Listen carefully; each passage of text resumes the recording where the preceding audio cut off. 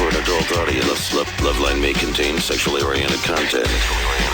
Listener discretion is advised. Loveline with Adam Carolla and Dr. Drew. Hey, everybody, it's Loveline. I'm Adam. That's Dr. Drew. Phone number 1-800-LOVE-191. Dr. Drew, board-certified physician, addiction medicine specialist. Tonight, he's in Syracuse and Cornell. What'd you do? You were at Cornell today, Drew?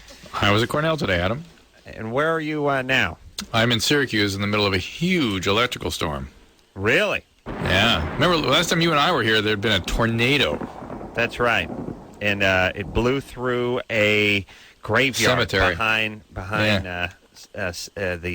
where were we? In Syracuse, yeah. And we took a walk through it. It was very lovely. Colby's here tonight. Colby Donaldson, everybody. He's got a last name. Colby's here from Survivor.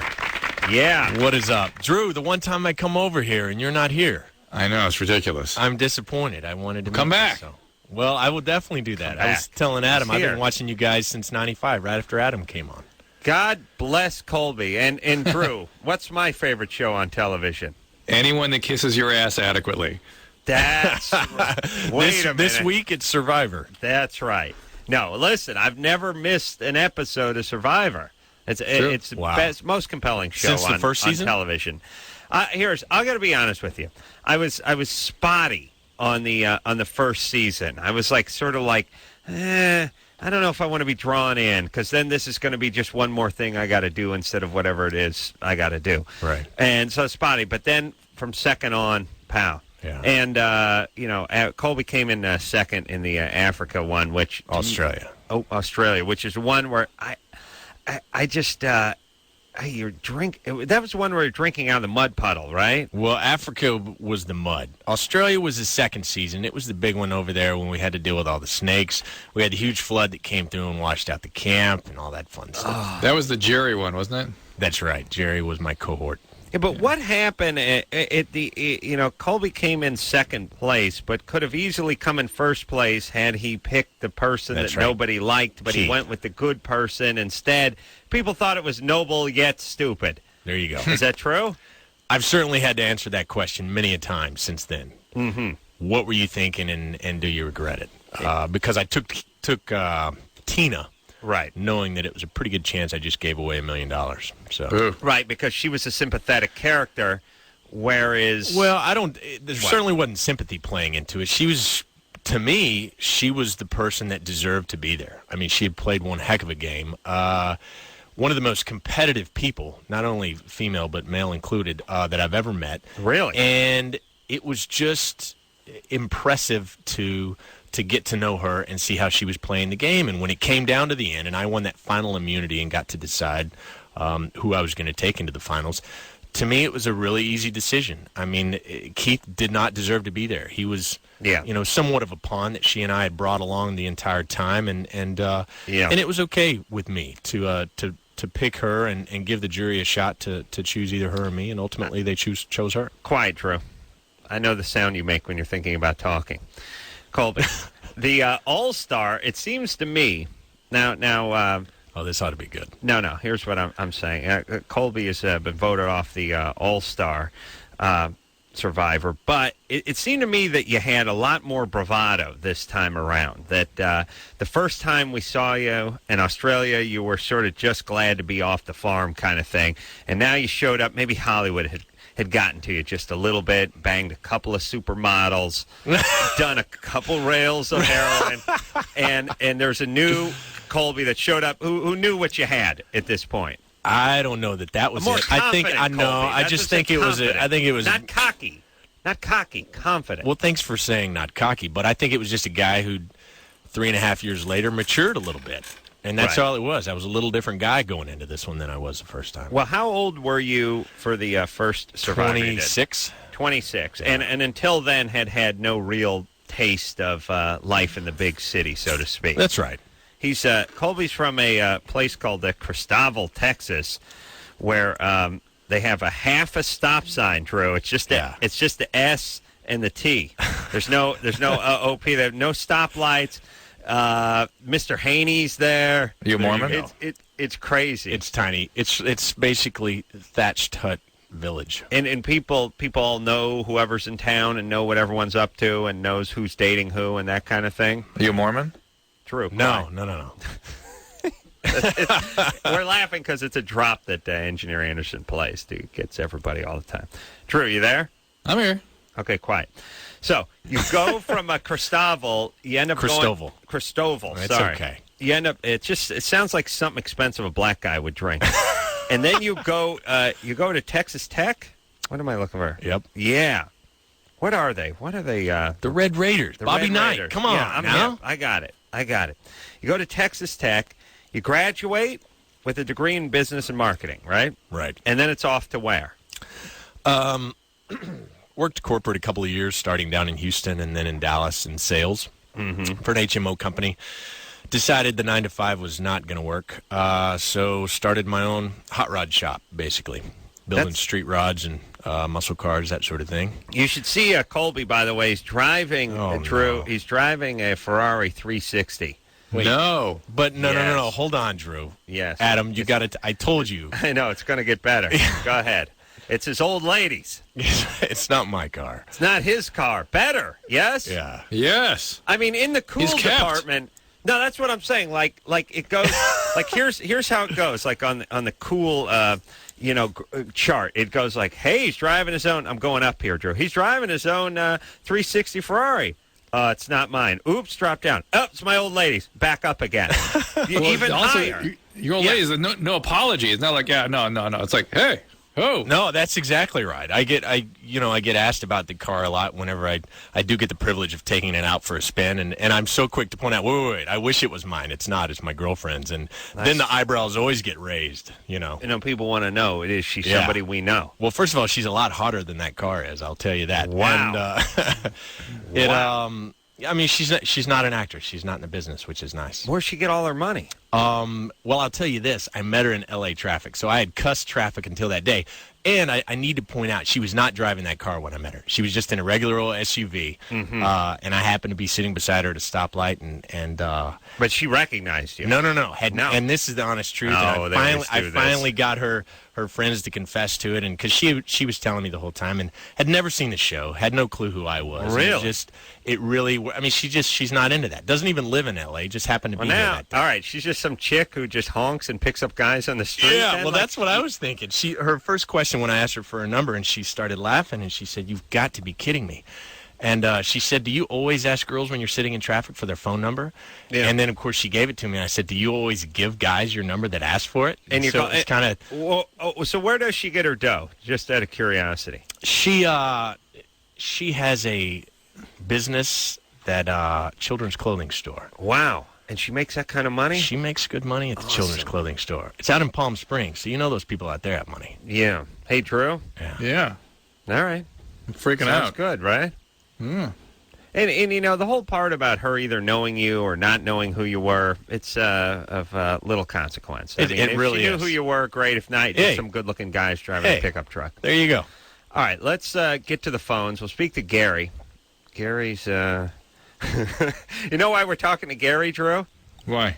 Because he's number one. No, well, yes, but mainly the sticker, your little Post-it. You know how you pick the phone calls on the screen? Still there from last night. That's right. So that's who we're going with. Gary? Hello? You're 24? Yeah. You get gas when you're having sex? Yeah, going at it pretty rough, and my stomach starts bubbling, and, a couple times I've squeezed off a couple, quiet, unstinky ones, but, one time I let one rip kind of hard, and, it kind of made my girlfriend laugh, but at the same time it was kind of embarrassing. All right. But Well, if she laughed, you're fine. All right. But, how do I solve the problem? What if I let, a pretty... Oh, shut up. He doesn't care about that. He's calling from Alaska. Thank you. Colby, have you broken wind around the new lady yet? Yeah.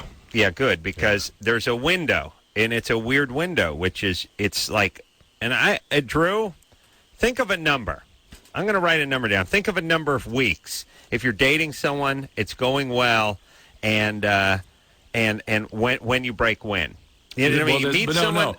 No. The window is after what number after which does it get weird?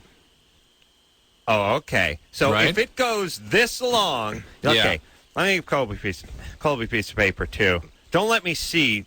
Wait a minute. Write it down with this highlighter here. All right. On the same yellow And so colored the question paper. is, how All many? right, here's the question. Here's the question. No, use this Post-it pad. There you go. right. And then pick a call using the same Post-it note later on. Now, don't write anything yet. Here's the question. How many weeks or let's say months?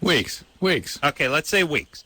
Yeah. How many weeks do you go, if you meet somebody, if you're seeing them exclusively, if it's moving right along at a nice pace and it looks like this is heading somewhere, before you got to break wind before it gets weird? Because if you go 2 years without breaking wind, then you can never break wind. Right. All right, I'm going to write my number down. This is just write the number of weeks. I'm turning my back to Colby. Drew, do you have... Should I say it? No, hold on a second. I'm writing a number down. This is tough. It depends when you start sleeping Now, you're together. saying from the point at which you become exclusive. So you're officially... You're exclusive, you're hot and heavy, you're sleeping you got it. together. All right, but this let's just say after the first date. After the first date, okay? No, but things move quickly. Things move quickly and they're going well. Yeah. Not a speed bump in the road. How many weeks? It doesn't mean you're banging her on the second date. How But many the weeks? third. Okay. I'm writing and you can break into you can go into fractions here. No, I got a round number. Oh, you got a round number? All right, ready? I'll change mine to a round number. Hold on a second. I've got mine, Drew. All right, I got mine. Ready? Mine. Yeah. All right. The reveal. All right. Well, I'm the only one that can't reveal, so I got to say. Colby's got 15 minutes. Wait. No, he's got 4 weeks. I got 4 5 weeks. weeks here. Well, I was going to put 10. 10? 10. 10 You after are- which it gets weird. No. Wait, it's Now, weird how many after before 4. you start, you guys are going to... When are you going to start farting? Well, when do I start farting? 3 days? Well, no. You start farting at 5 weeks. No, the question was after how many weeks do you have to get it in before after which it becomes weird? Well, See, my number's the same. I pick the number when I start breaking wind. No, And here's my question. If you don't get it in Right. by 10 weeks, you ain't never going to do it. That's what I'm saying. So I get it in at 5. Here's my No, question, 5 when you Doc. start. What? All right, here's my question, Doc, because I'm actually dealing with this with my girlfriend. I've become so comfortable, and we've been together 9 months. I've become so comfortable farting around her. Yes. She's now concerned that I'm going to forget when I'm not around her and I'm, someplace in a professional setting and just let one rip. And she said, Colby, you really got to check that. It doesn't bother me, but it is going to embarrass us both one of these days when you forget where we are. No. We have to translate that because that would mean that every male on Earth would be having trouble deciding when he's alone with his girlfriend as opposed to in the doctor's office. Yeah. I'll tell you. Here's where it should start, or here's where it oftentimes starts. Middle of the night, 4 or 5 in the morning, asleep in the same bed. You don't know what you're surrounded. You don't know who's there. You know what I mean? If you're used to being alone, then you're used to letting it fly whenever, especially when you're sort of under the cloak of sleep. You just let it fly. Yes, Drew? Adam, that's when you start showing your wife your worth. She told me you start fanning the sheets and stuff in the middle of the night. I'll tell you where we really got going is we were driving the car one day, and I let a big blast go whilst I was operating the vehicle, and then I immediately started the fanning motion, the sort of cupping and the motion, from the groin up to the face, and she was disgusted by this, by the way, and she said, I can't believe you're fanning it up toward your face. Oh. And I said, and I got really serious. I said, look, I'm operating a motor vehicle. You want me to tuck my head down between my legs while I'm driving? Use your head, woman. Please. Start thinking. I could take us right into a tree. And she was stunned for a moment, like, oh my God, he doesn't even know what I'm talking about. But I had to start laughing at a certain point. All right, so Drew, I still don't understand what your angle is. I say you better get it in by week 5. Start at week 5. And I know your angle now. Yes, you're saying it gets weird if you go farther than 10 weeks. Right. You're never going to do it. If 10 weeks pass, you ain't never going to do it. See, Right. I think the expression break the ice originated as break the wind. Oh, really? Yeah, because I think that's when you really do just say, all right, the gloves are off. This is officially a relationship. Right. Right. Yes, you mean enough for me to break wind around you or possibly on you. In the direction of. Becky, Yes? you're 22. Yes. What's up? Well, I got married a little over a year ago, and I had a baby 8 months ago. And really, ever since I got pregnant, I haven't had the desire to have sex with my husband. And I'm not really sure why. And it's been ever since I got pregnant, and now even afterwards. You're fat. It's actually very, very common, Becky, for up to that first year after pregnancy for multiple reasons. One is people still breastfeed. That can affect sex drive. Women get depressed. That can affect sex drive. And just the hormonal changes of going from pregnant to non-pregnant, many women feel a drop in libido. And then add in the stress of trying to child rear. Of course, it's not top of mind all the time. Right. Do you have any suggestions on what I could do to... Are you menstruating normally? Yes, I am. Are you breastfeeding? Well, I was until my daughter was about 4 months old, and then I stopped because I had to stop. I stopped producing. Are you on any medication? No, nothing. Then one of the things that they will do is put you on the birth control pill. Well, I was on the birth control pill, but I started to get really, really, really bad headaches, and I said it was because my estrogen level was too high, so I had to be off of birth control. Did that help while you were on the pill? Being able to have sex, yes, it did. Yeah. All right. So Drew, I'm going to start spotting if this goes on. Yeah, I can feel it. Hey, Becky. Yes. When did your husband start farting around you? Like probably 2 weeks after we started dating. Smart, shrewd. He's very comfortable with his farting, so. And by the way, women, as much fun as men have with it, women are not exactly enamored and impressed with this behavior. No, they're not. It's kind of disgusting. Yeah, they wouldn't know it. You know what? You know what it's sort of like. It's really almost the equivalent to a woman's period, in which if we were dating a woman and we're with her for 2 years and never saw a tampon or a maxi pad, we wouldn't ask any questions like, "Hey, what's going on with the menses, Sweetie Pea?" It'd just be like, it's whatever. She doesn't do it. Yeah, we wouldn't care if she was getting cancer and her uterus was going to drop out like a truck transmission. It just wouldn't matter. It'd be like she's not doing it. Like, I mean, Drew, you're a doctor. Maybe you'd start sniffing around down there. But me, if I never saw the woman do a number 2 or put a tampon in or do anything like that, I would not ask any questions for the entirety of the relationship. I would just assume she doesn't have a menstrual period and she doesn't do number 2. And I'm fine with that. Not sure if she has an anus. like to find out. Yeah, I was going to say you would have already found out at this point. Oh yeah. Who were the hot chicks on the Australia one? We had Amber, the little cutie. Oh yeah. And Elizabeth, the girl that's on the host of The View now. Yeah, smoking. Yeah. You see him naked? You got to see something at some point, don't you? You would think there would be a payoff at some point. Where's everyone go to the bathroom? Wherever you can find a bush. Well, the main thing is you don't have to go to the bathroom. You don't need to go to the restroom. It's an interesting point. You're not eating. No, you're not putting anything in. So if you're not putting anything in, how often are you making? Well, in Australia, I actually held out the longest. Not because I wanted to, but that's just the way nature worked. And it was day 15 was the first time I went. True. Do you hear that? And the big deal is we're not given toilet paper, but trust me, you don't need it. It's really? You don't need it. I mean, your body uses every calorie you put in it. Just drops out like a biscuit. Huh? Yeah. Hit it with a hockey stick and send it into the ocean. When you're ready, your body lets you know, and then it's over, and you go back to camp. Sure, that's an interesting point, which is, with everybody just eating like maniacs now, it's got to be a lot of extra Duke going around. You know what I'm saying? How about that? Yeah? Think about that, buddy. Yeah, good times. Yeah, good times. 15 days. 15 days. Wow. And wasn't constipated. Didn't even feel like I just managed to fart, though.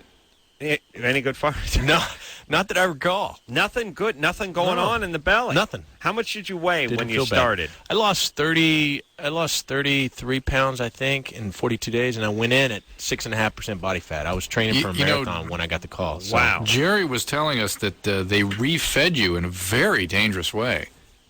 He shoved a pot roast up his ass. Yeah, what do you mean by that? You mean after the game, Drew? After they basically give you free access to everything you could possibly eat. That is extremely dangerous. It is, and it is so hard on the system, on the body system. Jerry described how she got edema and she had all these electrolyte problems, and people can die from that. It's crazy. What should you do, Drew? if you haven't, you've been out on a raft for a month and you haven't eaten anything but, sea turtle egg or something. They have to introduce, I'm no expert in this, but I know you have to introduce calories and proteins in a systematic and slow way.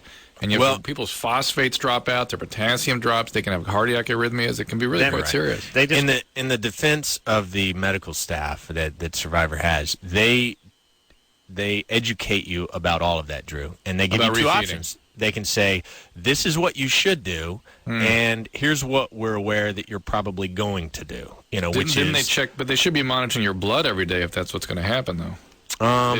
No. I mean, it's basically there at your disposal, and because of a lack of discipline, when you're without for that long, you just absolutely just mow through everything that's on the table, and you get sick. And I mean, it's obviously after being on All Stars, we've done it twice now. You do the same thing both times. I mean, you just eat and eat, and you get sick, and you spend half your day in the bathroom, and then you finally, after about a week, your body gets over it. What about? Well, maybe they shouldn't drop you off at the Shakey's, though. Maybe they should have they shouldn't have mojos at your disposal. Like, I mean, obviously, anyone who's been deprived this long is just going to go, going to go sick on whatever's put in front of them. Maybe they should say, look, we're going to start introducing this. Right. It's for your own good. Look at it as part of Survivor. Yeah. I mean, I think Drew needs to put a call in to the powers that be over at CBS then, because you're right. I mean, it's available. It's there in front of you. Because you'll go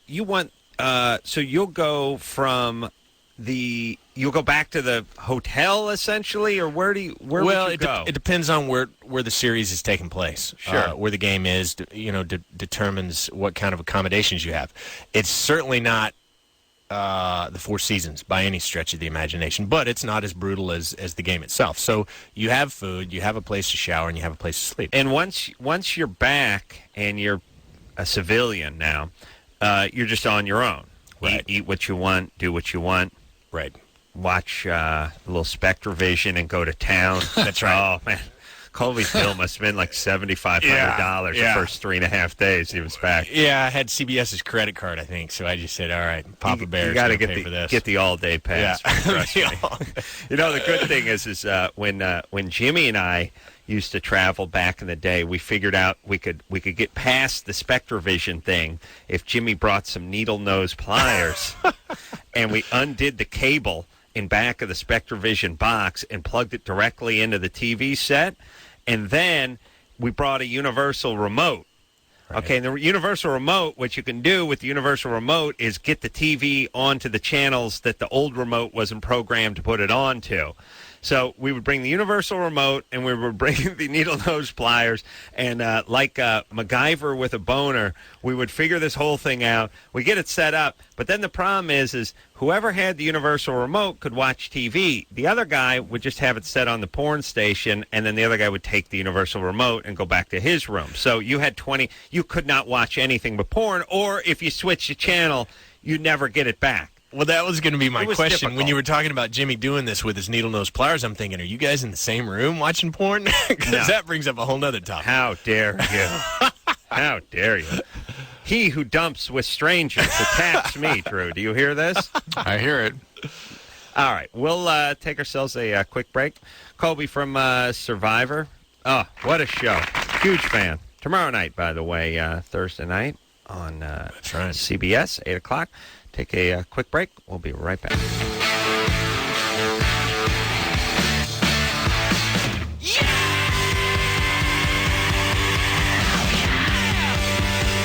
Hey, everybody. It's Loveline. I'm Adam. That's Dr. Drew over there in Syracuse. Colby here tonight, everybody. What is up? He, of course, is from Survivor Australia and then Survivor All-Stars. Arguably the most famous of the survivors. I'd say there's Rupert is up there, and there's a handful. Rudy. Well, yeah, I like Rudy, but Rudy went so early on the he went early on the All-Star, right? Yeah, but he's such a favorite. I mean, he's the oldest guy ever, or man or woman, to go through. He's an old Navy SEAL. I mean, he's cadre. You just gotta love him. He's a salty racist. That's what I like about him. All right, so that's Thursday nights, 8:00. I do my Survivor dance at the beginning. Oh, hey, oh, yeah. I'm up on my feet, no doubt about it. All right, let's talk to Roger, who saw you on Curb Your Enthusiasm, which is another one of my favorite shows, and I thought you were great on it. Oh, thank you. Yeah, Roger. That was the most incredible episode that I've ever seen. I mean, that's one of my favorite shows anyway. But when Colby was on it, just the premise and his acting on it, like how arrogant he acted, it was just amazing. So I just want to compliment you on that. Just for those people who didn't catch that episode, they were, what's his name was talking? Larry David was talking to his rabbi, and he said that he wanted to bring somebody to his party and that he was a survivor. And I think Larry David thought he meant of the Holocaust, of course. And then he said, well, I'll bring my cousin Saul because he's a survivor as well, and they'll have something to talk about. And when he introduces Colby, it's like, yeah, this is Colby from Survivor. And, of course, cousin Saul is offended that he's known as a survivor. And then Colby proceeds to explain to him how difficult it was living on the continent. The best part was the dinner time conversation where they're arguing who the real survivor was. Yeah. Well, thank you very much. Awesome. It was cool. Well, and so I got to ask you, Adam. Yes. Did you take offense to that, the premise of that episode and all of that in any way? No. You mean with all the Survivor Holocaust? That's right, because it was about the Holocaust and everything. No. Well, although I'm often mistaken for a Jew, I'm not one. Although I wish I was, because I believe those people have it together. Yes, Drew? Drew's half a Jew, but he hates that side of himself, so he has no opinion on this. No, there's nobody likes to laugh like the Jews. I mean, really, let's be honest. I know it's a stereotype that they're all the writers and the comedians and all the producers. They are. That's what they like. That's what they look. That's their culture. It's not Cambodians who are the great comedy writers of our time. It's the Jews, and that was written by Jews for Jews, essentially. That's right. So, and in the audition, I went in with Larry David. For it?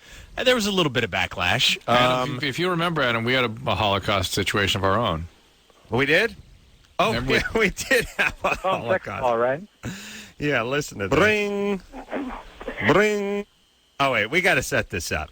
All right, hold on a second. All right. Wait a minute. Well, okay, now I don't even know. I'm so excited.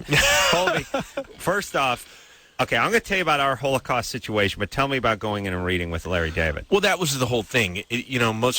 Most people know, and for those that don't, it is Curb Your Enthusiasm is unscripted. So it's basically a premise and a storyline, and then you just let it roll. And when you go in and audition, I went in with a bunch of actors, and when we go in, they tell us the premise, and this is what it is, and this is why it's going to be funny.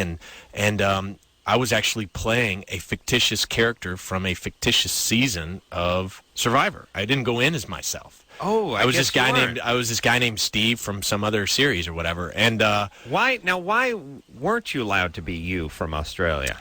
Well, ultimately I was, but when they were casting it, they were pulling in all these actors, and they didn't know who was going to get the part. Good. And I was going to have to stop smoking pot because I was like, I saw that episode. Yeah, no. You said Colby from Survivor. That's right. That was a change. Actually, we shot it initially as this character named Steve, and then Larry called, and we went back and dubbed over my name because he said, this is ridiculous. Everyone knows who you are from the show. It just doesn't make sense. But my point is, I went in, and Larry is there in the casting office explaining the premise. And my logic was, well, if it's okay with him, he's Jewish. If it's okay with him, then we're good to go. And so I didn't think what twice. We call a goyim pan in the game of Judaism. Yes, Drew?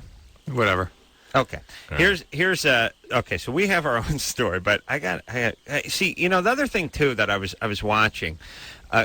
Colby did such a great job on the show, and it's tough, especially in amongst these great comedic actors, not only holding your own, but really being reviewed favorably to these people. And I thought, wow, this guy's not an actor. I mean, he's on Survivor, but that's not acting. Right. And I'm sure he's a smart enough guy. But most guys, when they come on these sitcoms, whether it's an athlete or somebody of note, they come on a sitcom, they look stiff as a board. The fact that it wasn't scripted, I mean, the fact that you had your beats, you had the stuff you wanted to say, but you weren't trying to memorize actual verbatim dialogue probably helped you be as realistic as you were. Yeah. Well, I think you're right, and it was weird because you're right. It was intimidating to get in there with these guys that have this inherent chemistry and trying to fit in real quickly. But I was talking with Probst about it afterwards, and he said, "Isn't it hard to go in and play yourself?" Because I was making up stuff, but I was playing myself, and then I took it.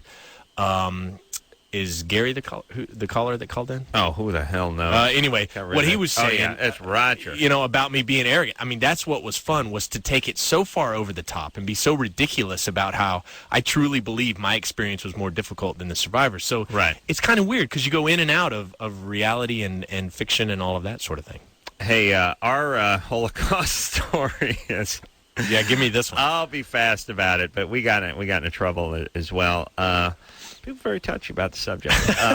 We had a phone sex operator call on the show, must have been a couple of years ago, and she said, my problem is I'm so good with my customers on the other line, they orgasm too quickly, I don't keep them on the phone long enough, and I don't make enough money. So I said, one of the things I said is that you phone sex operators overdo it a little too much. It's like, who are you? Well, I'm from Sweden. I'm an exchange student. I'm 6 foot. I got double D's, and then okay, I gotta go. So don't overdo it. What you should be saying is, look, I got a rack that won't quit. I'm not gonna lie to you. I got a little extra meat on the ass, but it looks good naked and beautiful blue eyes. You know what I mean? Right. Just enough to sort of keep you in there. Because what supermodel would actually be doing, the 1-800, cornhole line, So you know what I mean? How hot are you going to be when you're, I can hear the wind blowing the tin siding on your trailer. How hot? Did you were suggesting that you use subliminal messages. Yeah, I said to her, what you need to do? Use subliminal messages. So it's like you go, oh, baby, you sound hot, Cancer.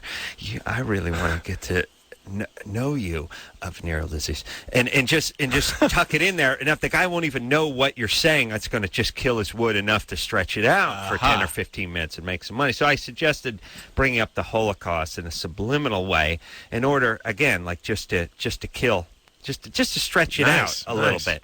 And here's how it went. Wait. Yes. And then you went Holocaust, and she was like. Remember hadn't that? really heard of the Holocaust. Yeah. But that in my mind meant she was a little bit hotter because Fat Chick would have known about it. All right, and she didn't know what subliminal was either. Right. I think we had to explain both those concepts there, Drew. But now is this set up enough to play that clip? Yeah, but you have to tell me. Tom Arnold was the guest. Tom Arnold was the guest. Oh yes. All right, Anderson, why don't you just roll that thing? Let's see if it works. So this is all you. You're making me play it right now, right?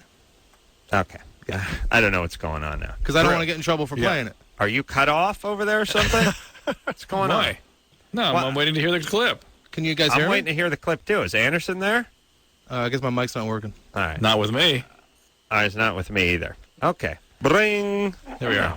Bring. Hi, how you doing? Hi. What's your name? I'm Sugar. Sugar. I'm Ace. Hey, Ace. Yeah. What are you wearing? Well, I'm wearing a nice black garter.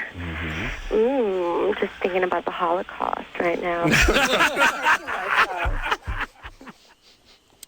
So I wanted just to work it in subliminally, and she went ahead and she went ahead and just screamed it out. Basically, she worked it into her sexy talk, and she had no idea what it meant. Yeah. She had no idea what it meant.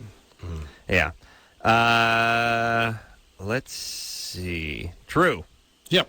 Somebody saw you on the Real World, by the way. Yeah. So you want to talk to them? Whatever. Yeah. Sure. All right. Carrie? Hi. 25? Yes, I am. Saw Drew on the Real World? I saw Dr. Drew on The Real World, and I live in California, and I'm going through a divorce with my ex-husband, and I lost my insurance, and I want to stop cutting, and I have no resources to get to. You cutting on yourself? Yes, I am. I've been doing it since I was 16. Yeah. How old are you now? I'm 25. And what kind of treatments have you had? I'm on antidepressants and Xanax right now. And who's prescribing that? My psychiatrist. And so you are getting treatment.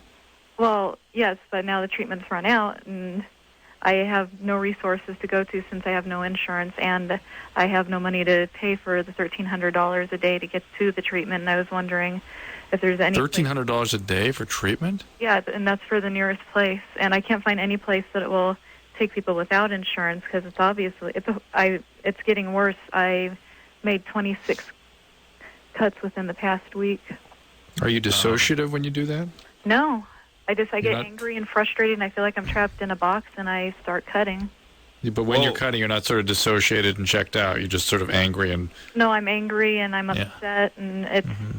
Well, wait a minute. You say $1,300 for the closest treatment? What does that mean? It means that I'd have to pay them $1,300 a day, and I can't leave until they say I can. Oh, you mean if you checked into... If I checked in. Mental institution? Yeah. All right. Drew. Well, yeah, that's you're not... I know that there was, there's 1-800, the 1-800 Don't Cut, but that's in Chicago, and obviously with the financial situation I'm in, I can't really afford to fly to Chicago either. Yeah, but look, you first of all, it's not $1,300 to stay in a psychiatric hospital. Secondly, unless you are actively trying to harm yourself or somebody else, all psychiatric hospitals are voluntary. So it's not as though you couldn't leave if you wanted to. The fact, though, is you probably are not going to have access to inpatient treatment, but there are plenty of county mental health facilities available. You're going to have to access that system. Okay, because I've been through numerous therapists, and they're just like, oh, well, we can't handle it, it creeps them out, and I'm tired. Sometimes I'm tired of fighting, and it makes me want to give up. I was looking up ways to mess myself up pretty bad without cutting on the internet the other night. You mean like kill yourself?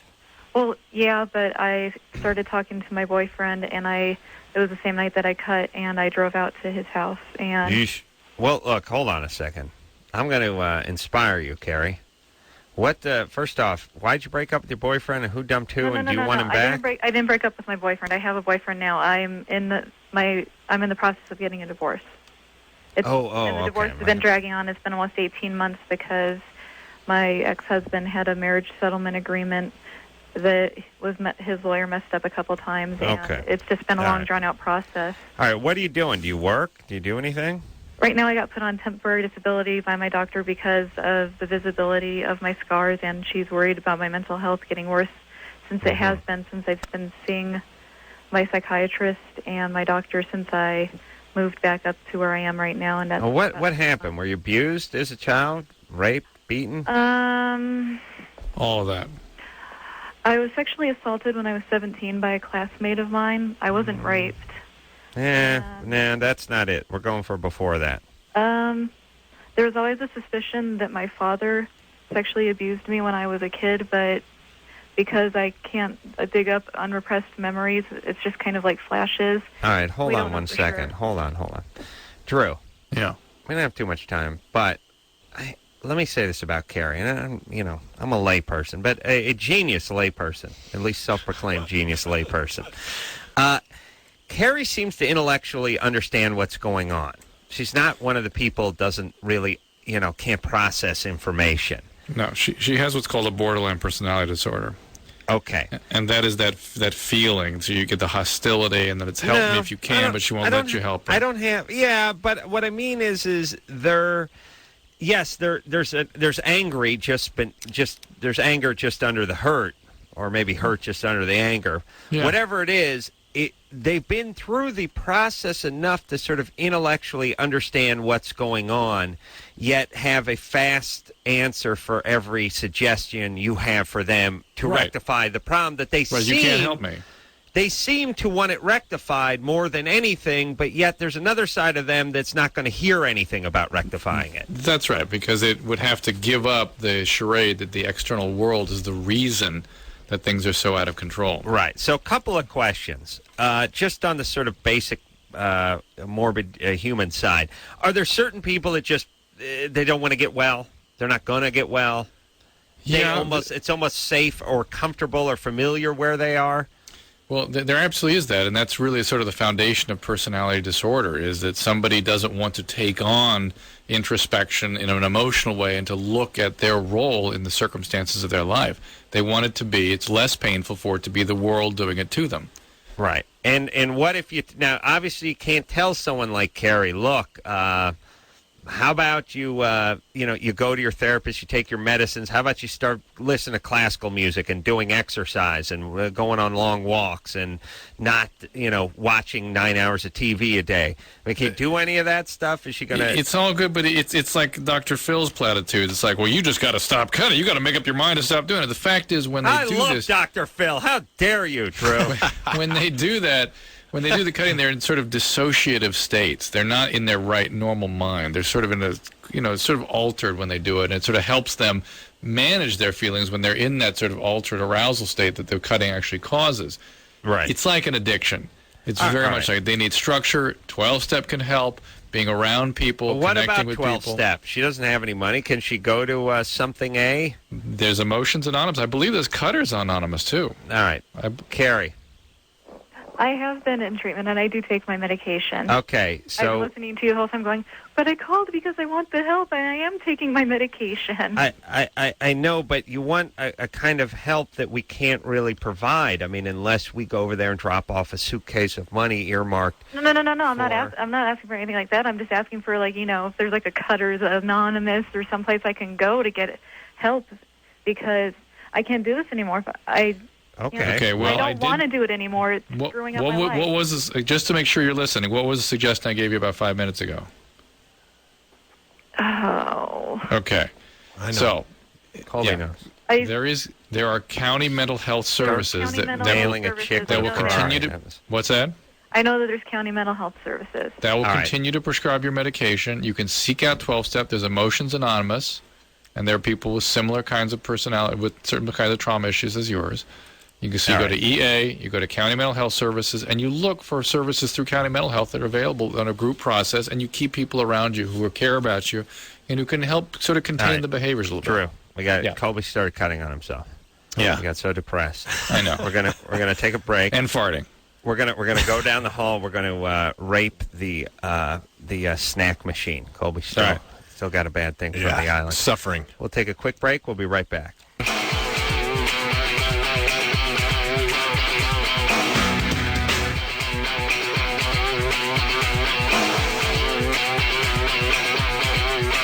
Hey, everybody, it's Loveline. I'm Adam. That's Dr. Drew over there in Oswego or some... Syracuse. Whatever. Colby here tonight from Survivor. Hello. Biggest name in Survivor, everybody. Best show on TV. 8 o'clock, CBS on Thursday nights. Also, I got to give a quick plug, Drew, something for you to do Saturday night at the Italian-American Film Festival at the ArcLight Theater in Hollywood. We're going to be showing a Windy City Heat showing at about 8 or 8:30. So that's one of the greatest comedy movies ever made. I'm in it. Kimmel's in it, and many others. You just go to www.arclightcinemas.com. All right, let's. All right. Oh, Jeff Probst is calling. I've got to talk to him. All right, this is crazy. Jeff? Hey, first of all, Donaldson, get back here with my car. Playing that off as your old ladies. Jeff was on the show a few weeks back, and a delight. Good to talk to you again, Jeff. Yeah, good to talk to you, man. That was a good time. Well, Donaldson is missing. This is how much he wanted to do the show with you guys. He is missing the Wednesday night poker game with Shannon Elizabeth, and to get Donaldson away from Shannon required Loveline. Wow. Yeah. We are the flat bar that pried you away. I actually Shannon showed up. Elizabeth. I went early. We played a couple of hands, and I said, guys, I got to go. I bailed out. I lost a quick bill. How are you doing tonight, Probst? I'm all right, actually. I got a little cash in my pocket. And, nice. Jeff, is there some sort of I don't know a host survivor confidentiality agreement that you're screwing with by playing cards with the Survivor members? 8 seasons in, Adam, it's all out the window. But It's all good. We're good. I don't tell Donaldson anything. You know, he was out so soon. He brought so little game this time. Oh yeah, thanks. Was he on this year? Wait a minute, hold on. He was on this season. He was on the All-Star one, was he? Huh? I didn't see that. I didn't know I was he actually on part there. of the crew. Yeah, I didn't actually play the game this time. Well, you know the thing. Actually, the thing what we learned from talking to Jeff is surprisingly there's survivors he never wants to see again, and which would probably be 90% of them, and then there's Colby, I guess, and a handful of others, I guess, a handful as well. of others. No, I think also we were saying, in all honesty, because now I'll get 50 emails saying I was dogging people again, but it's the same as. You know, you guys having guests on, probably every so often you hit it off with somebody and you might become friends. But that's right. People who are on the show, they're a guest and that's it. I already gave Colby a handy out in the parking lot when I had to look at the car, to be honest, in order to really be motivated. All right. Hey, Jeff, we got to take a break. All right. Do you just call in to say hi? I don't want to feel stupid putting you on hold for 5 minutes. No, we'll wait and hang out. We're just listening to the show while we're playing. Are you taking Shannon's money? Please tell me she's not winning. Well, hold on a second, and then we'll put her on the phone because she got to come on this show as well. Colby here from Survivor. Jeff Probst, the host of Survivor, on hold. And we'll take a quick break. We'll be right back. Hey, everybody, it's Loveline. I'm Adam. That's Dr. Drew over in Bum F. It's Colby here tonight from Survivor. Yeah. A dismal clap. Got off, did the Australia, and the now off the All-Star. Jeff Probst, of course, the biggest survivor of them all, is on the line. Colby playing cards with Jeff. Jeff? I just won a huge hand during the commercial. Oh, you guys played a whole... Okay, now I'm missing it. Yes, we did. Now, what do you play?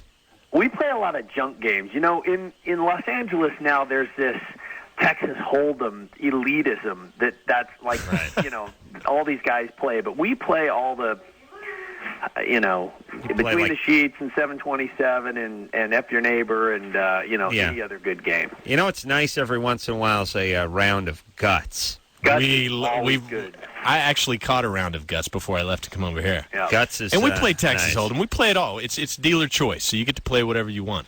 Little night baseball or Black Anaconda can be. There you go. Can be fun. Threes, you got to pay the pot if you want the threes.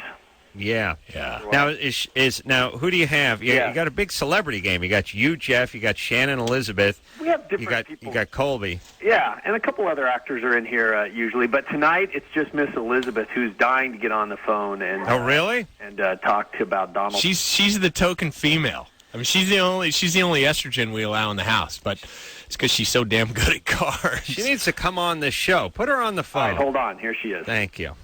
This is great. Hey. Hey, Shannon. Yay. Shannon, Elizabeth, everybody. How you doing? What's happening, baby doll? Can I just say Jeff doesn't like Texas Hold'em because he always loses at it. He's not good at it. Well, I mean, that's kind of how it is with cards. Whatever one you happen to win at, it becomes coincidentally your favorite and for the record, Shannon comes into the game tonight with both guns blazing, starts betting rounds of cards, and we're all looking at each other going, who hit the lottery? What is she doing? And she's like, well... I'm so excited. I wish you were here so I was taking your money, Colby. Are you winning? I'm winning. Everyone is down.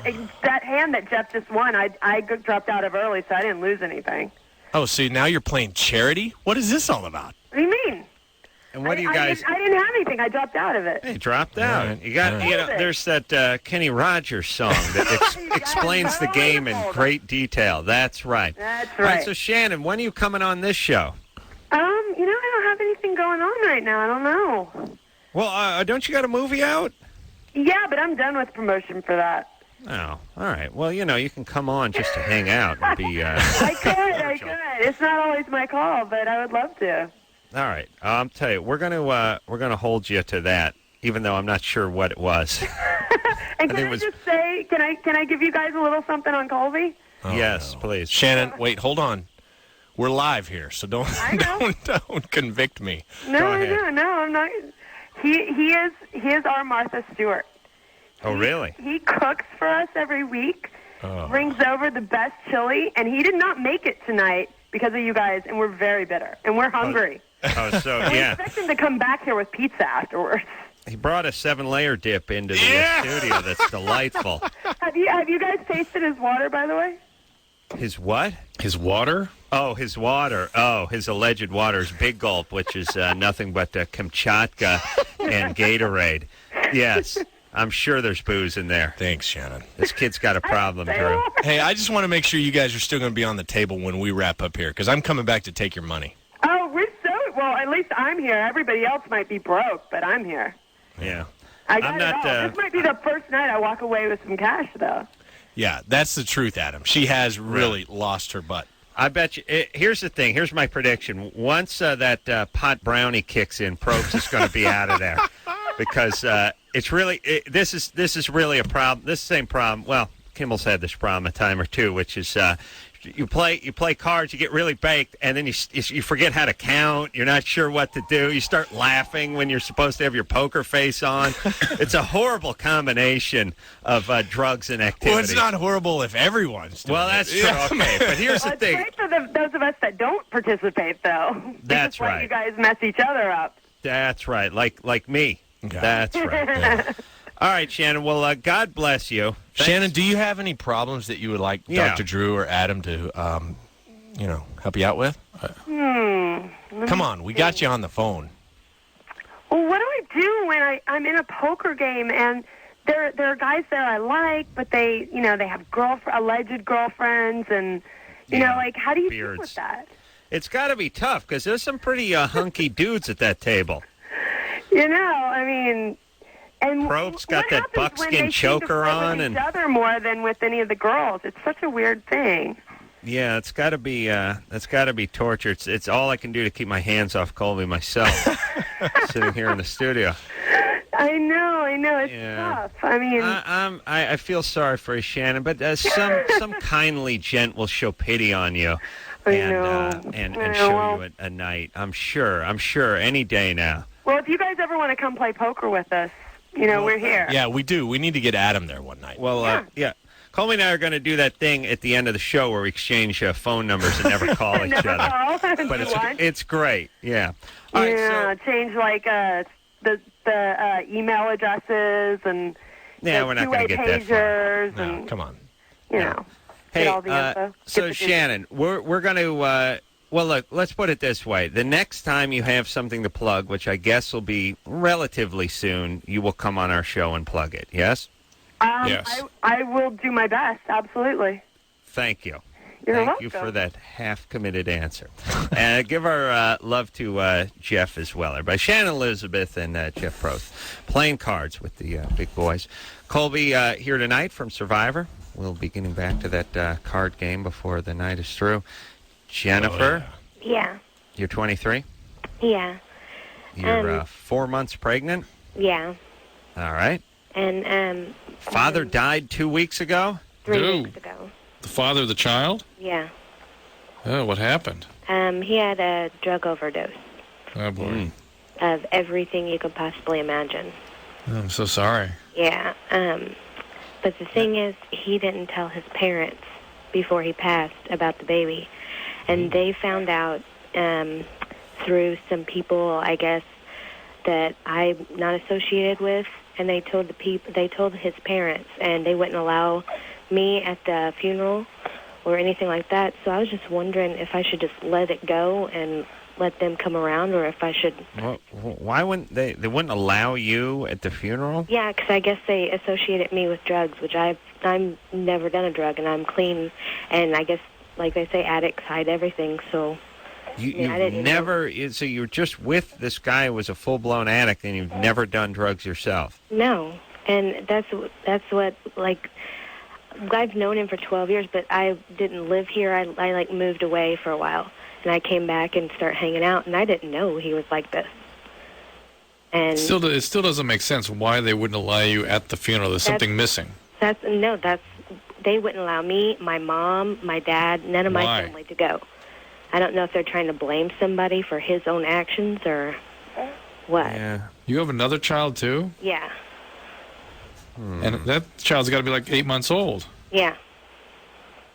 Who's the father of that one? He left me when he found out I was pregnant. And when he I was found out you're, well, when he found out you're pregnant with this other guy's kid? No, when I was pregnant with my first child. Oh, I see. And all right, hold on a second. We have to convene. So I know what Drew's thinking. Drew's thinking, well, this is a tragedy, but yet there's more to it than meets the eye. Oh, my, yes. She's not just some Pollyanna who's never actually even had a thimbleful of alcohol in her life.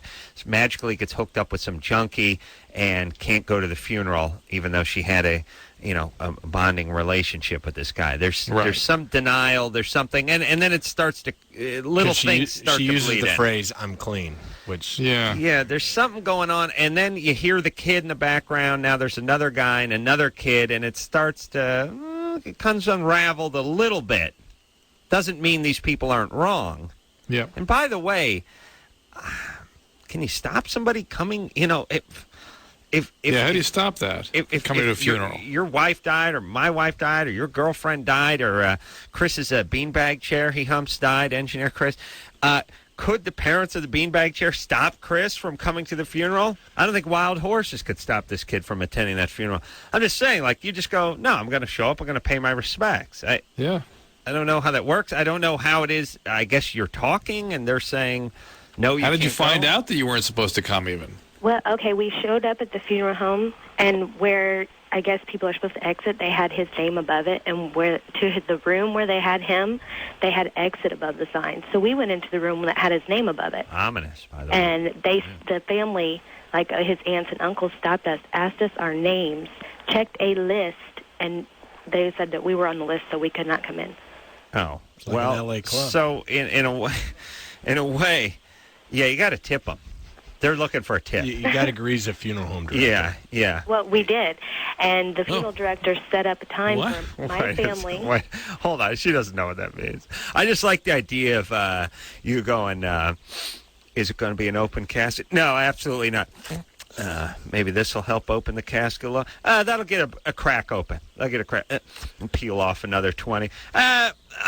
We should be able to chalk it up about 6 inches. If you stick your face in there, you could probably see if you had one of those pen-like flashlights. Maybe this will help get the casket just a little bit more open. It's great. Horrible. It's like the maitre d'. No, Jennifer? Honestly, we talked to the funeral director. They were going to give us like our own time to mourn him, and then the family found out that he was going to let us, and told them that absolutely not. So the funeral director came to my house and told me about what happened, and brought me a bunch of the funeral flyers and everything, and that's all we got out of it. Jennifer. Still confused. Yeah, here's the thing, and here's the problem. And I feel bad for you, and, you're pregnant with this guy's kid. This guy died a few weeks ago. There's still parts missing here, and I'm not sure why. Had you had contact with the family before this? I've met him a couple times, but I'd only hung out with him by myself like twice. Okay. Was there a problem when you were there then with them? Do you have a troubled No, they past? were real nice, and his mom's the principal of an elementary school. And, I mean, she was real nice and polite, and okay. that's what I don't get. And your past is you got a kid, you don't do drugs. No, I don't do anything. I'm a mother, and I own my own business, and that's what I do. You do, what's that business, phone sex? Or? Yeah, right. No, we started a security business. Okay. Who's we? All right, so... Me and my dad. Okay. So this is a tragedy. I'm sorry for the way they handle it. I don't know. Maybe they were just in such grief they couldn't see anybody that they reminded them of their son. Who the hell knows? Yeah, they did that. And by the way, as a guy who's one of his best buddies smoked weed constantly, and whose mom always assumed I was the guy who was forcing him to smoke the weed. Like, yeah, that's what I do. I take a big hit, and then we'd French kiss, and I would massage his lungs and blow it into it. Parents are, by the way, absolutely batty about that kind of stuff. I mean, your son's a junkie. He's hooked up with some chick who doesn't do drugs, and you can still blame that person, anybody but your own. It is amazing the capacity of especially a mother to do that kind of stuff. Yeah, but anyway, so Jennifer, you're going to have his child? Yeah. All right. And yeah. I didn't know if I mean it's just gone. I've gone through hell these past couple weeks trying to figure out Jennifer, everything. you want to know whether to tell the family? Well, the family found out through some of, I guess, his other friends that were able to go to the funeral, and they like have made like no attempt. They said that I've heard through the grapevine or whatever that they don't want to deal with the baby situation or any of that. So I was wondering if I should just let it go and just say forget them, or if I should, try to get them into my child's life. Well, I would say not. No, I would say no. I would also say a couple of things. One, I don't know if the family is financially obliged to be involved with this. No, not at all. Drew says no. No, I don't 11 times actually. Jennifer, I have a question. Are you dating? Do you have a boyfriend now? No. No, I don't. Probably best. You're in Indiana. Colby be swinging through there in July. So if you need a little. Not why I was asking. No, here's the thing, Jennifer. How about you give the kid up for adoption? I can't do that. Why? All right. Huh? Why can't you? Because I would wonder all the time about it, and wonder about it being with a worthwhile family. Assume he's doing better than he is with you, and then it's easy. But I take very good care of my son now. Okay. All right. Just the idea that you're 23, you're trying to run a business, you have an 8-month-old, you're going to have another. Do you just have one kid so far? Yeah. Okay. Yeah. Well, there he is. Yeah. Okay, Jennifer. Don't deal. Look, if the family doesn't want you involved, then fine. They get. By the way, why is the child up at 3 a.m? He watches Nightline. Drew, what do you think she ought to do? I think the child would have a much greater chance with an adoptive parent. Here's the thing. She's got chaos in her life. She's busy trying to support another child. Could you imagine at 23 having had 2 children? No. It's That's unimaginable. why I asked, because I think you're right. Oh, true. Yeah. Plus, your ass would be like a dinner bell. I mean, just be like that triangle. I mean, imagine blown out. You know what I'm saying? I mean, as a guy. Nice. Right? Okay, yeah. Here's the thing. Here's what Drew is responding to. Here's what I'm responding to. Our spidey sense is tingling. Yeah. Security business with dad, cranked out a kid with another guy who's not in the picture, pregnant with this guy, parents magically don't want her anywhere near the funeral, much more to this, and just a sort of general white trash demeanor, much more to this than meets the eye. Yeah. We talk to these people all the time. They're like, these are the same people when they're in high school. They're like, well, why'd you get expelled? Principal doesn't like me. Right. Doesn't like you, or you vandalized the cafeteria again. You know what I mean? And if you talk to them, well, unless you can talk to the principal, you'll never hear it. It's like, according to them, they just got tossed out for no good reason. So I feel sorry for what Jennifer's going through. I bet there's more to it than absolutely meets the eye. All right, let's talk to Jason, who's 18. Jason? Jason. Yes? Jason, you're 18. Do you want to talk? What's up, buddy? I was wondering, do you have to have a certificate to be a contractor for roofing? Well, yeah. You have to get a contractor's license if you want to be, legal contractor, but it doesn't mean, you don't need one to work. Everyone works. Yeah, I want to be a roofer, but I'm passing high school. I'm graduating in a couple months, in the beginning of April. Uh-huh. And you want to be a roofer? A contractor. Is this the point in the show when your breadth of knowledge expands? This is really where I kick it into overdrive. Let me tell you something. This came out of left field to me, but I know a little bit about your background, so that's why I'm asking. Roofing, drywallers make fun of roofers. This is the rodeo clown on the construction circuit. It is as low as it goes. I don't know why you would want to do this. Sitting up there with that tar pumper and the hot mop. You know what they do, Drew? They take big blocks of solid tar, throw it into a kettle, heat it up, have it shoot through a hose into a 5-gallon bucket, hump that up a ladder, throw it on the roof, and take just a basic kitchen mop that's dipped in that horrible tar. And just, you know how you drive past the roofing job when they're hot mopping and you roll your window up? Fat. You go, fat, this is horrible. Okay, I must have gotten 10 kinds of cancer going by. I was going 80. I got colon cancer. These guys are on the roof with it. You understand? Yeah, all day. Times. Yeah, Jason, you don't want to be a roofer. Well, just like... And it's dangerous. It's dangerous. You understand? You fall off all the time. What about general construction?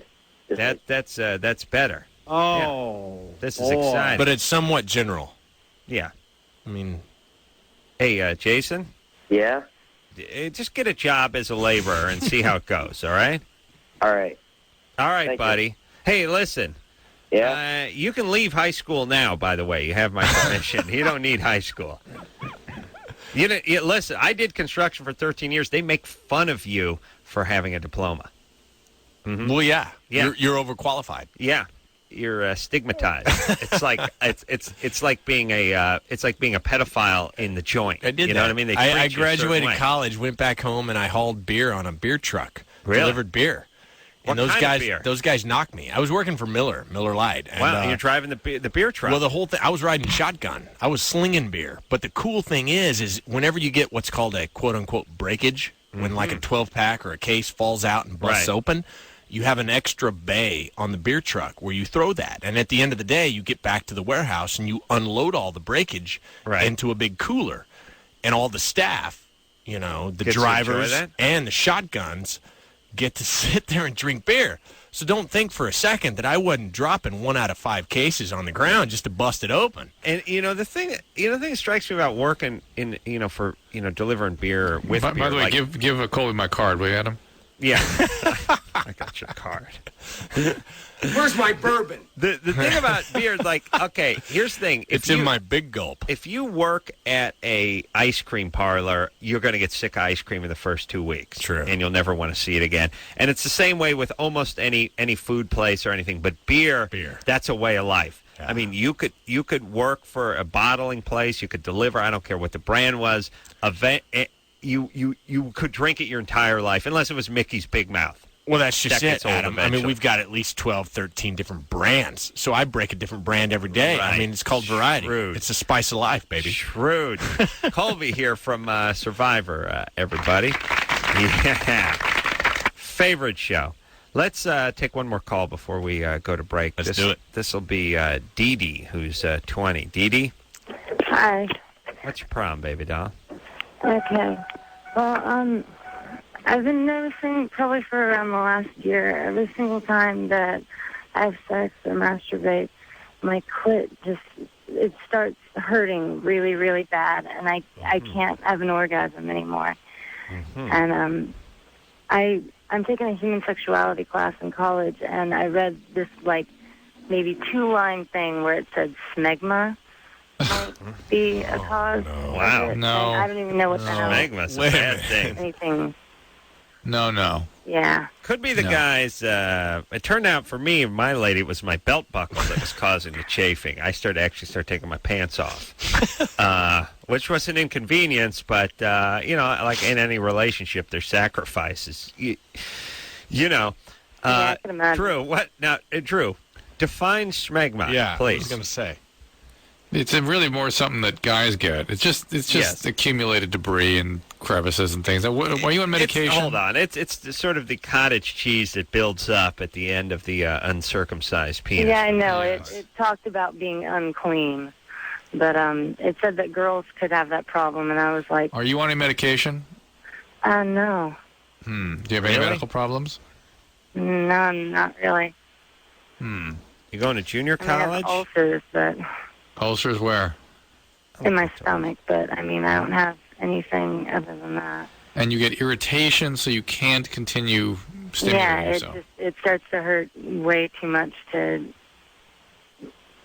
even consider it. Okay. Why do you have ulcers? No piercings or anything? Not down there. All right.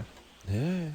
Sorry for bothering you with this question, but you understand it's getting late and we need answers. Hold on a second. First off, Dee Dee's calling from Bakersfield, which is just Wait. That's second call tonight from Bakersfield. Albino trash. It is a problem-infested the area. World's dumbest white people. We just played Bakersfield. Fine in Bakersfield. And she's one of these chicks. Let me tell you something. She is not L.A. hot, but she's Bakersfield hot, which means doesn't have 9 kids and isn't fat as a goddamn Winnebago.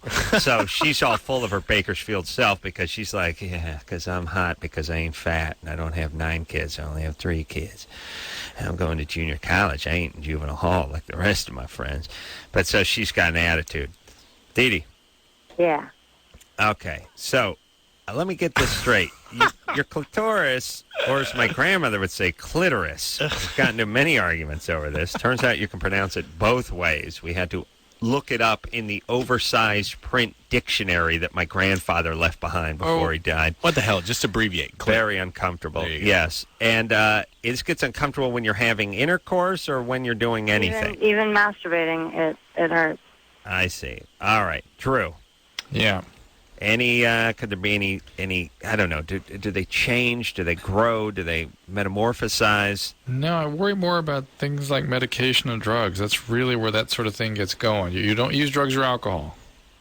I drink and smoke pot occasionally, but I haven't even smoked pot in a long time. But no history of heavy drug use of any type. No. And no birth control pill, no medication, no nothing. I was on the depot shot maybe 2 years ago. Huh. Listen, you need to have a pelvic exam to make sure there's not. I mean, there are all kinds of weird possibilities, even tumors and things in the spine.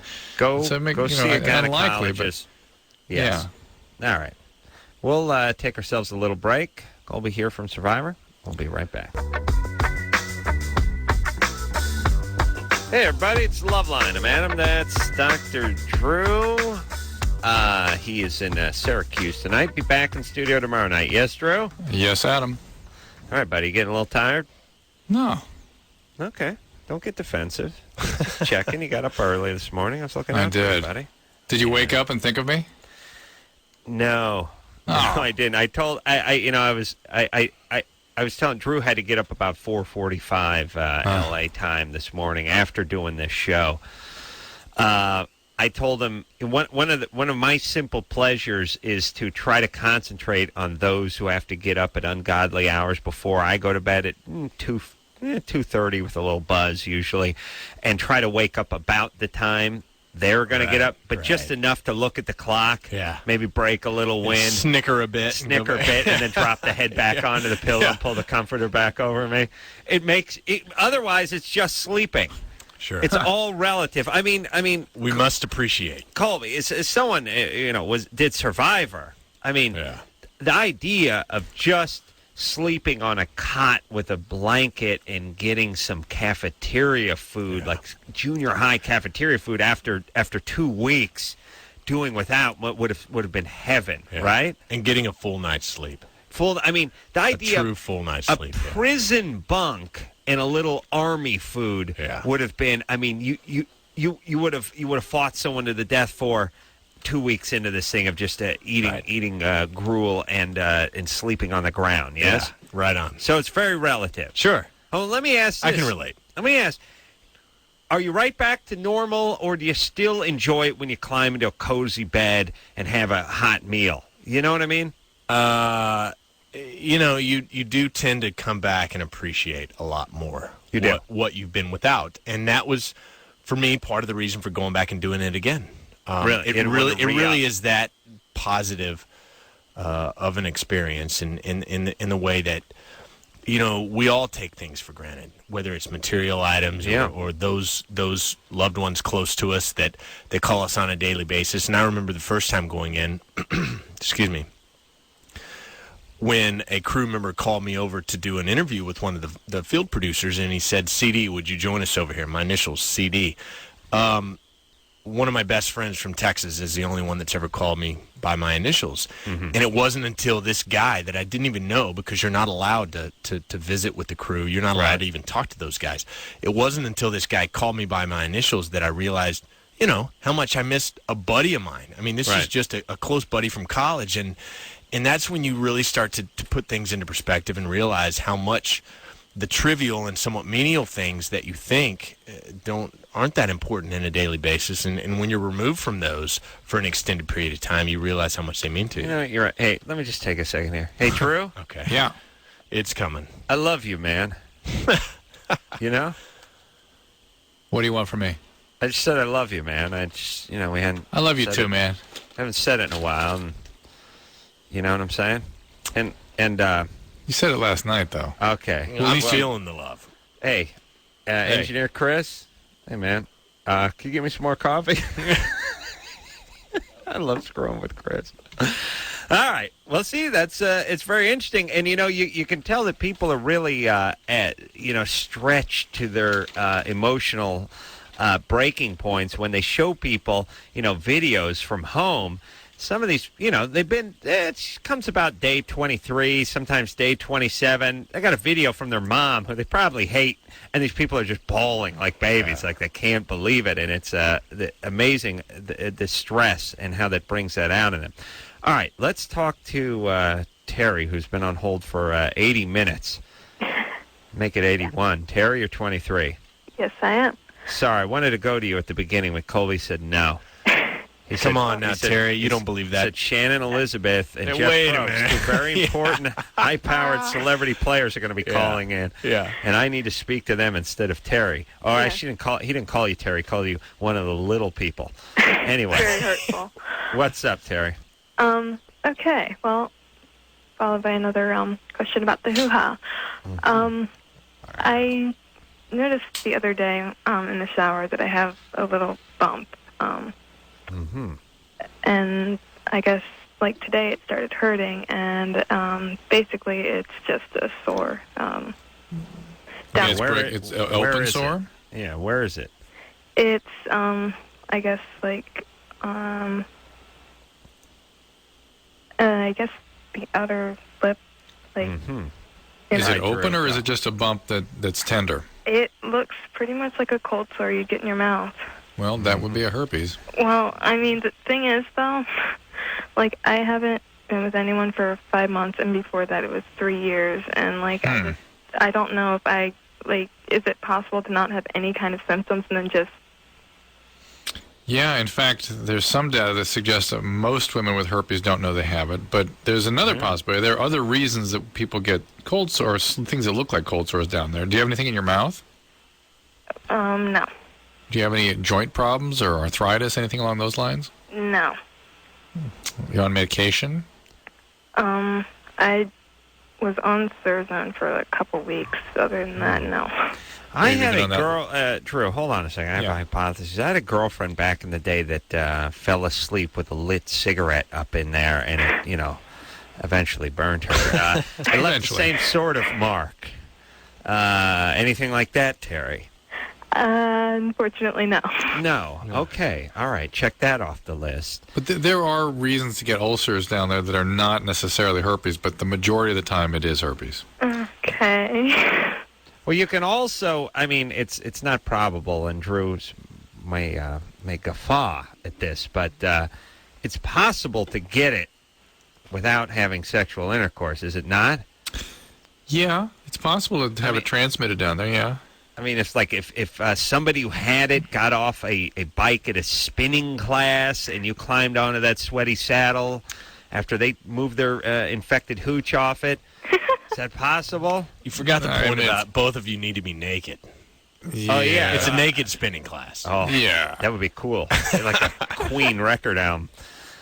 All right. So it's a pretty hard thing to contract without sexual contact. It really is. But people can transmit it from one part of their, like on their hand, and it's possible. But so you need to go. I mean, more like their medications and their autoimmune diseases that can be associated with this. But more often than not, it's herpes. Should she get it seen while there's something to see? Absolutely, because the majority of the time it's a clinical diagnosis. So you want somebody to look at it while you have an outbreak.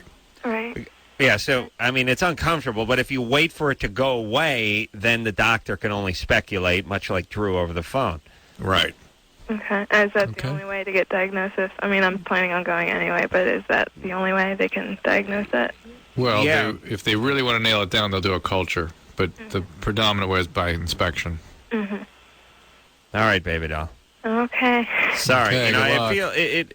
It's some people never get laid and they get something. Other people, they go on sex tours of Bangkok and they come back pristine. It doesn't seem fair, Right. But this is life, The junkie cop killer gets shot 9 times and is fine, and the kid takes a spill on the bike, hits his head on the coping of the pool, and is gone. You know what I mean? Like, what the hell, Drew? Yeah. This is how I know there's no God. Only a magnet. Only a great magnet. There's a great magnet in the sky. Yes, we should all praise the great magnet.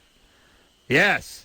If you guys were smart, you get on board. But I'm going to write a book, and it's going to called Magnetism, and it's about the great magnet. I'm going to start a religion, Drew. You want in? Ooh. Yeah, my book's going to be called Magnetics.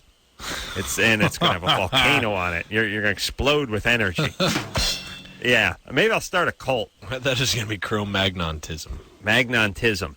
Yeah, it's going to be big, and everyone's going to wear small magnets around their neck. And if they ever get in a room with a big enough speaker, everyone's head's just going to get sucked by their chain right into it.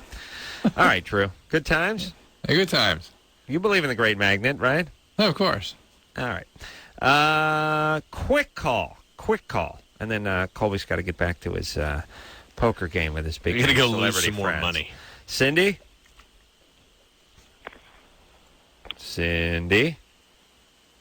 All right. Quick Germany or Florida, Drew. All right. You ready? Yeah. All right. This is a game that's sweeping the nation, by the way, Colby. All right. Eric? Yeah. Anderson, can we hear our Germany or Florida theme song, please? Things are sick and twisted from too much sun and Nazis. Sex, meth, and death fetishes. Both of them have got these. Guaranteed not to bore ya. Germany or Florida. Yes. Now, all bizarre stories either come out of Germany or Florida. We hear the bizarre story and then guess. Is it Germany or Florida? Oh, I dig it. Go ahead, Eric. I dig it. First, Adam, funniest man alive. Dr. Drew, I read your book. It was great. Just do it! Thanks, buddy. That's Anderson. A man dubbed the bumbling bank robber was convicted after investigators matched his DNA to the gold teeth knocked out when a van hit the fleeing suspect, prosecutor says Wednesday.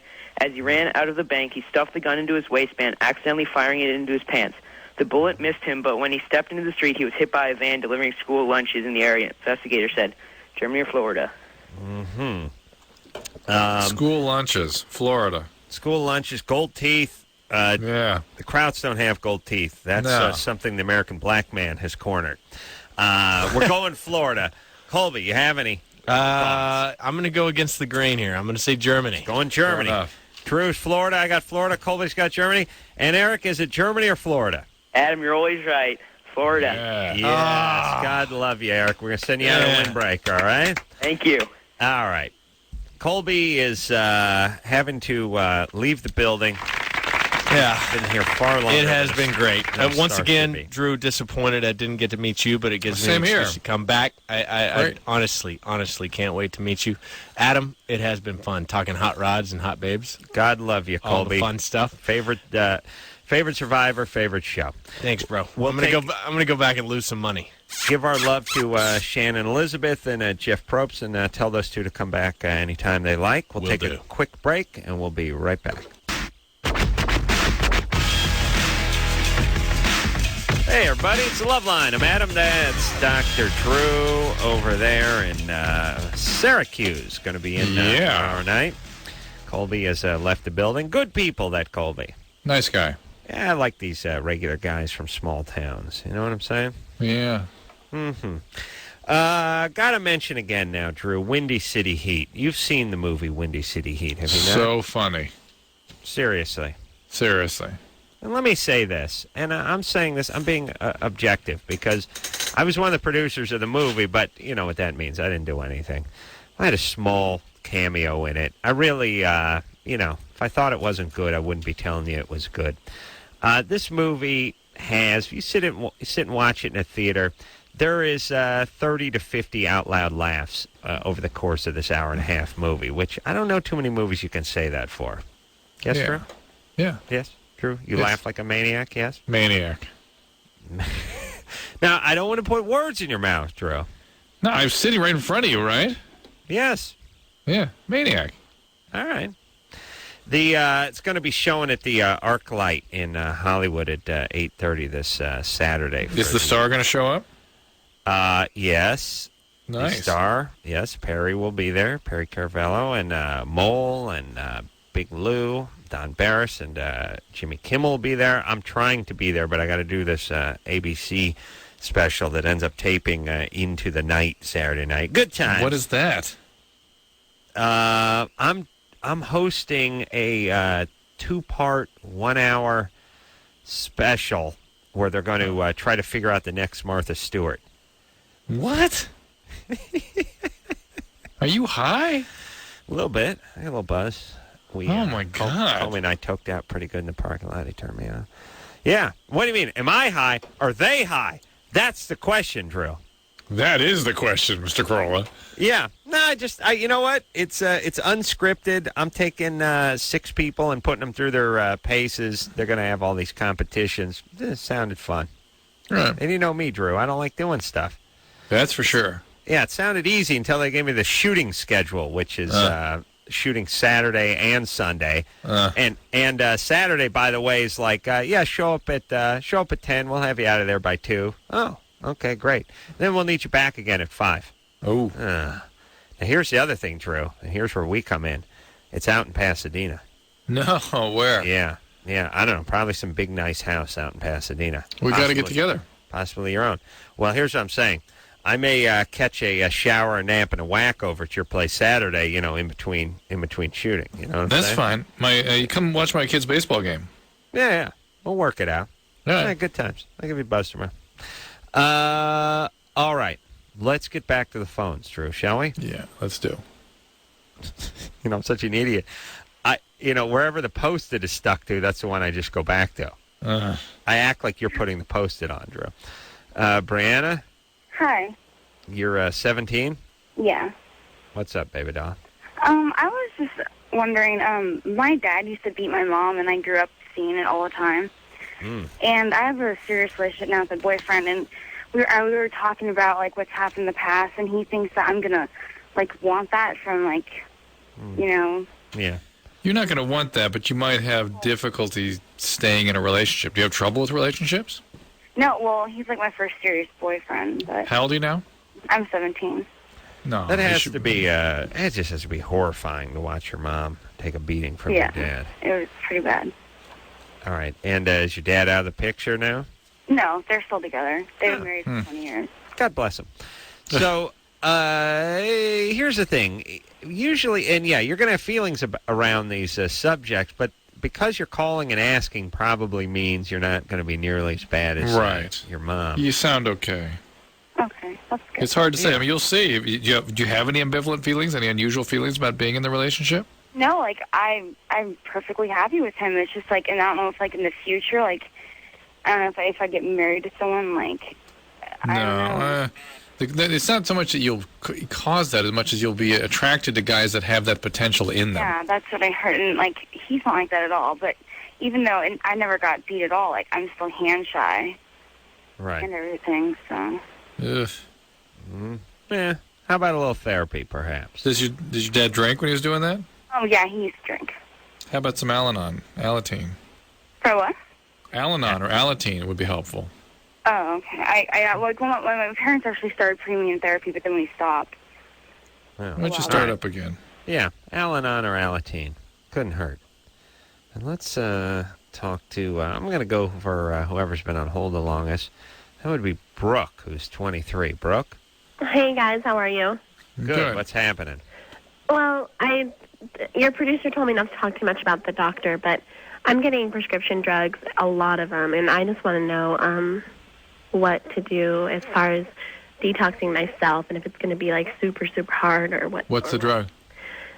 Everything. I mean, I'm living like Elvis. I'm taking uppers in the morning and downers at night. You need to go in a hospital. You think? Yeah.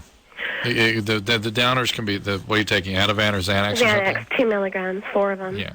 Okay, that can be very dangerous to detox. And then I drink my red wine, but Adam says he drinks his red wine with his Ambien. Yeah. Adam, for Christ's sake. Hold on a second. I just want to tell everybody, please do not get tangled up in this. It is so addictive. Oh, my God. Let me tell you something, baby Go get it get it in a hospital. Where are you calling from? I live in Malibu. Yeah. My family doesn't know. Nobody knows my job. But they're going to have to know because it's going to take some time and some effort, and they're going to have to participate in that. But it's a real serious thing. Well, let me ask a couple. Hold on, quiet down. No, quiet down. no. Let me ask a couple of quick questions. Okay. How long has this been going on? I was injured in a car accident about 6 months ago. So the legitimate doctors were giving me the pain medication for about 2 months, and then they cut me off. So I had to start going to the non-legitimate doctors. Right. The suppliers. The drug-dealing doctors. Right. Right. And so it's been 6 months, so it's in full swing. And Drew, But I don't take that much. I only take about 6 really high doses of hydrocodone a day, and then I take the Xanax at night. So that's not that much. I mean, when It's you not that much, but Limba, but opiate addiction just does not work. Does not respond to outpatient treatment very well. It really doesn't. Really? So I mean, I've always been the one that's been like, the good one, and the never smoked a cigarette, never did anything like that in my life. Well, So you didn't ask for this, but here we are. got in a car accident. Yeah, it happens to everybody. I know it happens to so many people, but yeah. And then I have my little beer, have my 2 beers, and I mean, is it true that like one night I can have a beer and it could just like counteract with my Xanax and I could die? Not likely. Okay. Not likely. Because my boyfriend keeps telling me that. Well, he's trying to get you to put the beer down or the Xanax down. All right, so here's the deal. She can't do this alone. She can't do it on her own. There's no way I can just stop taking the Vicodin. Can you, or how does it work? Well, Drew? can I just stop taking the Vicodin and just withdraw with the Xanax and just like get it out of my system for a couple days? You can, but you'll feel like hell. But and you'll even go back with the to Xanax, it. even if I just sleep all day, I'll take a couple days off work. Yeah, this is all very, very dangerous. Very dangerous. It is. Yeah. All right. It's physically dangerous to stop. Because she's going to try to stop taking the opiates and escalate the Xanax. She's going to get severely addicted to that, try to bring that down and have a seizure. It's really, you shouldn't be screwing around with this. No, you got to go somewhere where the professionals that deal with this all the time get it treated. All right. Like Jiffy Lube or somewhere like that? Yeah, that's right. All right. We'll take a quick break. We'll be right back.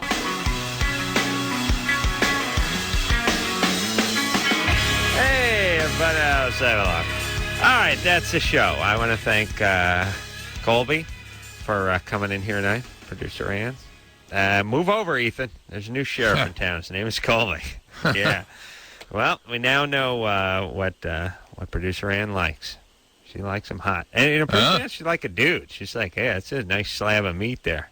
Nothing wrong with that. All right, Drew will be back from Syracuse, and I look forward to seeing him tomorrow night. James Marsters will be in here from Angel, and I remember from Buffy, and we'll take a quick 22-hour break. So, until next time, this is Adam Carolla for Dr. Drew saying mahalo. Have you guys tasted his water, by the way? Oh, his water. Oh, his alleged water is Big Gulp, which is nothing but Kamchatka and Gatorade. Yes, I'm sure there's booze in there. Thanks, Shannon. This kid's got a problem. This has been Loveline. The opinions expressed on the show are not necessarily those of the staff, management, sponsors, or this station. The producer for Loveline is Ann Ingold. Loveline is a presentation of Westwood One Entertainment.